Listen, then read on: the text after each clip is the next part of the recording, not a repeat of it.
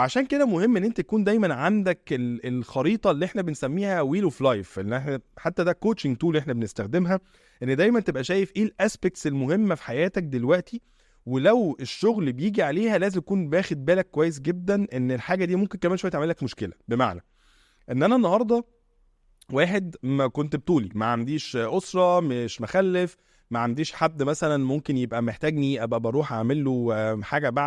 بعد الشغل، وده حصل بعد كده في وقت. فلو الشغل هيبدا يعطلك عن الفاميلي، او هيبدا يعطلك عن البيرسونال كوميتمنت اللي عندك، مع الوقت هتحس ان انت نفسك مخنوق من الشغل ده ومش عايز تكمل فيه. فمهم ان انت تكون واخد بالك كويس جدا عن الحاجات اللي ممكن تيجي عليها مقابل ان انت تكون مركز في شغلك، الحاجات اللي انت ممكن تكون بتأجلها او بتأخرها مقابل ان انت النهارده ديديكيتد لحاجه معينه جوه الشغل، عشان بعد كده الحاجات دي هتبدا تعمل لك فرستريشن، او تبقى عندك بين ان انت مقصر في حاجه معينه سواء مع اهلك او مع عيلتك، عشان خاطر تعرف تركز في الشغل. وهنا ساعتها هيبقى الشغل بالنسبه لك مصدر ازعاج اكتر ما هو حاجه، حتى لو انت بتنجح وبتتطور فيها تبقى انت مش مبسوط منها، ان انت حاسس ان هي عامله لك ازمه في حياتك انت مش عارف ايه هي.